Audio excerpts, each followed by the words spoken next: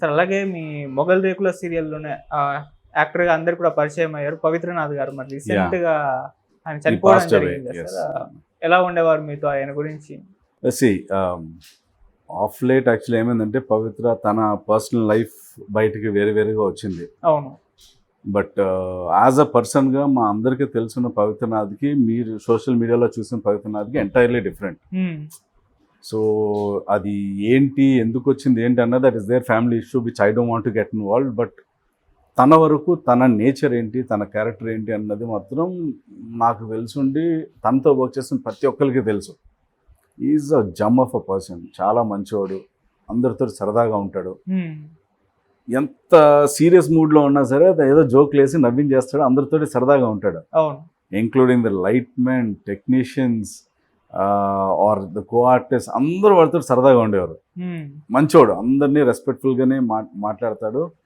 అసలు తన గురించి వచ్చిన ఏవైతే బ్యాడ్ అలిగేషన్స్ ఉన్నాయో అసలు దానికి వీరికి సంబంధం ఉండదు. Is like that outside. But ఏంటంటే మన మంచి కంటే చెడు ఎక్కువ తొందరగా వెళ్ళిపోతుంది కదా. So that has happened. And actually తన కొంచెం మానసికంగా ఎఫెక్ట్ అవ్వడానికి కూడా కారణం అదే.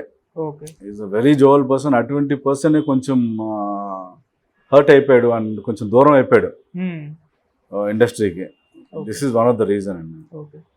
లాస్ట్ టైం ఎప్పుడు మీట్ అయ్యారు సార్? ఐ థింక్ మీట్ అవ్వడం అయితే ఒక 2.5 years పైన అయింది. He had a heart surgery. అప్పుడు కలిసాం.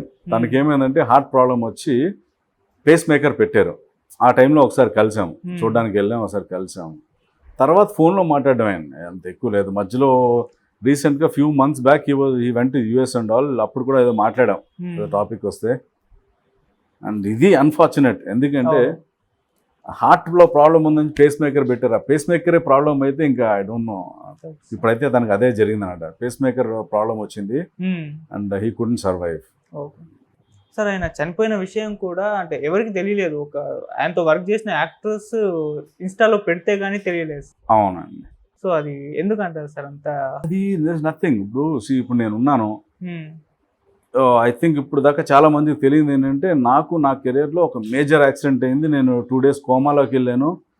కోమా నుంచి బయటకు వచ్చి 1 year నా యాక్టింగ్ కెరీర్లో గ్యాప్ వచ్చింది. ఇవన్నీ న్యూస్ తెలియదు, అది మనం చెప్తేనే తెలుస్తుంది. సో వాడి పేరెంట్స్ ఏంటంటే, పవిత్ర వాళ్ళ parents they are quite old and వాళ్ళు అప్పుడే యూఎస్ నుంచి వచ్చారు. తను ఏదో తన పర్సనల్ ప్రాబ్లమ్స్ తోటి తన ఎప్పుడైతే కొంచెం హెల్త్ ఇష్యూ వచ్చిందో హాస్పిటల్ తిరగడం అన్నీ తను చేస్తూ ఉంటాడు కదా. ఎవరు ఎక్స్పెక్ట్ చేయలేదు. ఈవెన్ మా ఫ్రెండ్స్ సర్కిల్ కూడా ఎవరికి తెలియదు. ఇలా న్యూస్ పెట్టిగా ఆల్ ఆఫ్ సడన్ అదేంటో అది ఒకడేమంటాడు, నేను 1 week బ్యాక్ వాడితో మాట్లాడాను, ఒకడు 4 days బ్యాక్ మాట్లాడాను అంటాడు. అందరికీ షాకింగ్, ఎందుకంటే ఆ పేస్ మేకరే ఆగిపోతుందని ఎవడు ఎక్స్పెక్ట్ చేయలేదు. సో మామూలుగా ఏంటంటే తనకు హెల్త్ ఇష్యూ ఇప్పటి నుంచి కాదులేండి, ఎప్పటి నుంచో ఉంది. మాకు పరిచయం అయ్యే టైం కూడా he had some health issues. It was not that ఏముంటుందని aggressive in taking care of the health also.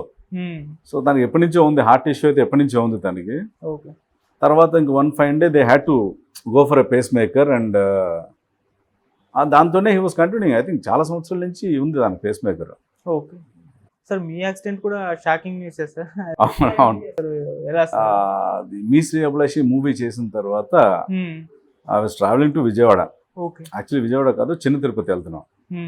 వాళ్ళు మొన్న అక్కడ ఒక మ్యారేజ్ ఉంటే ఆ ఫంక్షన్ అటెండ్ అవ్వడానికి నైట్ బయలుదేరారు అనమాట.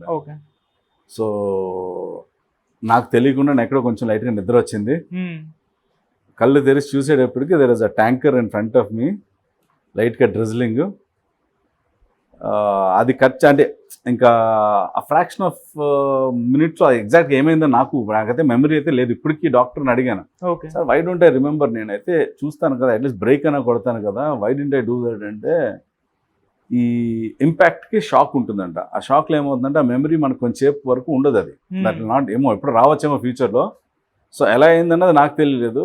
మై బ్రదర్ ఇన్ లా, మా అక్క వాళ్ళు husband was sitting beside me. ఆయన చెప్పడం ఏంటంటే, నువ్వు ఒక వెహికల్ని ఓవర్టేక్ చేస్తున్నారా, ఓవర్టేక్ చేస్తే ఎడ్ల బండి దానికి డేంజర్ లైట్స్ లేవు, అది వచ్చింది, దాన్ని కట్ చేసి ఇలా వచ్చేటప్పటికి రోడ్డు మీద పార్క్ అయిన ట్యాంకర్ ఉంది, దానికి లైట్స్ ఆన్ అవ్వలేదు నైట్ టైము.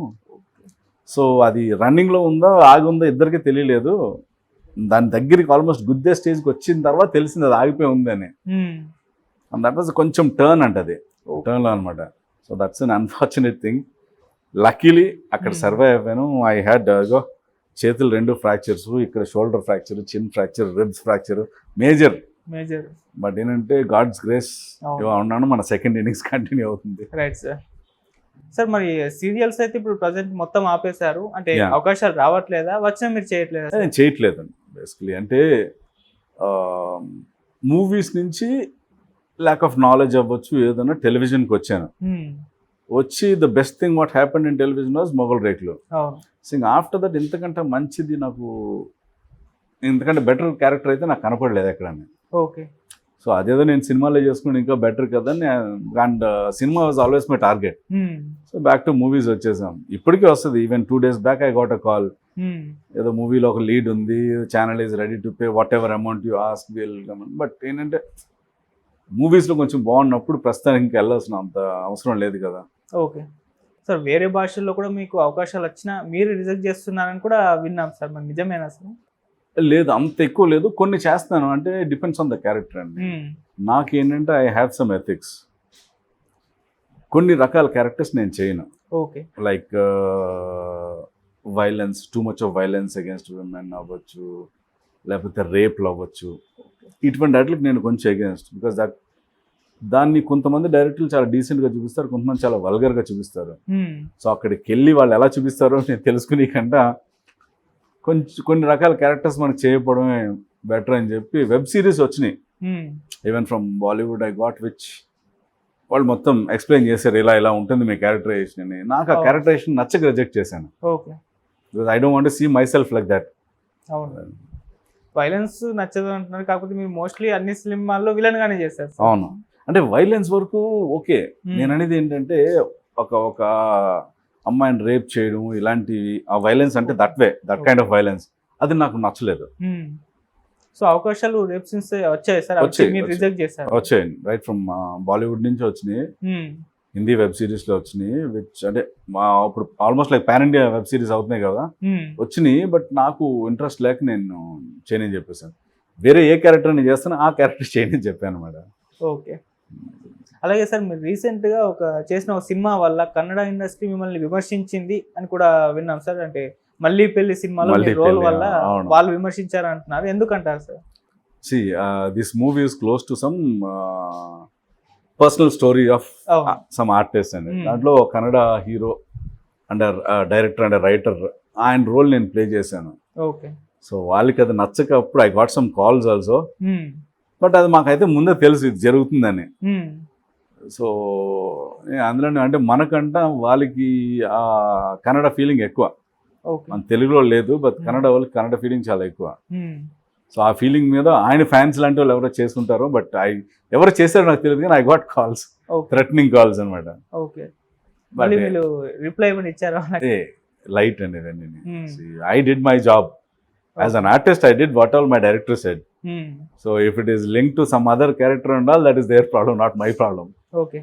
అంటే ఈ సినిమా కానివ్వండి, లేకుంటే మీ రోల్ కానీ కాంట్రవర్సీకి దారి తీస్తుందని ముందే తెలిసి కూడా ఈ సినిమా చేస్తారంట సార్? అంటే ముందు నాకు అంత తెలియదులేండి. సో ఇది కాంట్రవర్సీ అంటే ఇది అంత పెద్ద కాంట్రవర్సీ కూడా అవ్వలేదు. నాకు వచ్చింది personal calls, which I took it light. ఇంకా సినిమా రిలీజ్ అయ్యింది, దాని తర్వాత ఇంకెవరు ఆపేది లేదు, ఏం లేదు. Okay. Whatever is there on screen కాబట్టి వాళ్ళు చూసుకున్నారు. So there is nothing wrong in it. Cinema release అవుతుంది అన్నప్పుడు ఆ క్యారెక్టర్ నేను చేస్తున్నానని తెలుసుకుని చేశారు. ఓకే. అండ్ ఐ థింక్ ఈ సినిమా కన్నడలో రిలీజ్ అవ్వలేనట్టుంది. అవ్వలేదు. కన్నడలో రిలీజ్ అయ్యి ఉంటే ఇంకా పెద్ద ఇష్యూ అయ్యేది, అవ్వలేనట్టుంది. అది తెలుగు వరకునే ఆడింది అది. అంటే ఇప్పుడు కన్నడ కాకుండా సార్, ఈ మధ్య కాలంలో పాన్ ఇండియన్ సినిమాలు చూస్తున్నాం. సో అటువంటి పాన్ ఇండియన్ సినిమాల్లో మీకేమన్నా అవకాశాలు వచ్చాయి సార్? చేసే ఛాన్స్ ఏమన్నా ఉందా ఫ్యూచర్లో? చేసే ఛాన్స్ అంటే హూ నోస్, డెఫినెట్ గా ఉంది. అంటే ఒకప్పుడు ఎలా ఉండేది అంటే మనం లోకల్ ఆర్టిస్ట్ ని ఎంకరేజ్ చేయాలి. నేను కూడా ఫైట్ చేశాను, టెలివిజన్లో డబ్బింగ్ సీరియల్స్ ఆపాలని ఫైట్ చేసాము. వేరే స్టేట్ నుంచి ఆర్టిస్ట్ని తెచ్చుకోకూడదు, ఇక్కడ వాళ్ళకి వర్క్ చూపించండి అని ఫైట్ చేసాము. కానీ ఇప్పుడు ఏమైందంటే after the covid or whatever, మొత్తం ఇండియాలో ఉన్న అన్ని ఫిల్మ్ ఇండస్ట్రీస్లోని ఒకరికొకరు రిలేషన్ బాగా ఎక్కువైంది. అండ్ ప్రతి ఒక్కరు పాన్ ఇండియాకే ప్లాన్ చేస్తున్నారు. ఒక ప్రాజెక్ట్ చేస్తే మొత్తం ఇండియా అంతా చూసేటట్టు. సో దాంట్లో మేబీ ఇప్పుడున్న పరిస్థితిలో ఎవరికి అంటే ఎవ్రీ బిగ్ మూవీ ఒక్కొక్క స్టేట్ నుంచి ఒక ఆర్టిస్ట్ని తీసుకుంటున్నారు సో దట్ అక్కడ మార్కెట్ని కవర్ చేయడానికి. అవును. సో రావచ్చు, వస్తే డెఫినెట్గా చేస్తాం, వేరే వాళ్ళు వచ్చేసినా యాక్సెప్ట్ చేస్తాం, అంతే. ఇంకా థింగ్స్ హ్యావ్ చేంజ్డ్.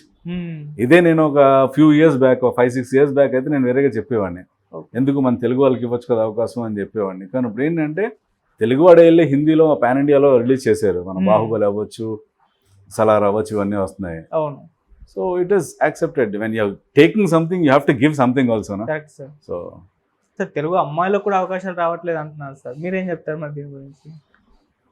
అది తెలుగు అమ్మాయిలు ఎంతమంది ఉన్నారు హీరోయిన్స్ చెప్పండి నాకు. End of the day heroine వాళ్ళకి కావాల్సిన రిక్వైర్మెంట్లో తెలుగు అమ్మాయిలు ఉంటే డెఫినెట్గా ఆఫర్ అదేం లేదు. ఎక్కువ మంది చూస్ చేసుకోవట్లేదు తెలుగు నుంచి, ఆ కెరీర్ని ఎవడో చూస్ చేసుకోవట్లేదండి. ఓకే.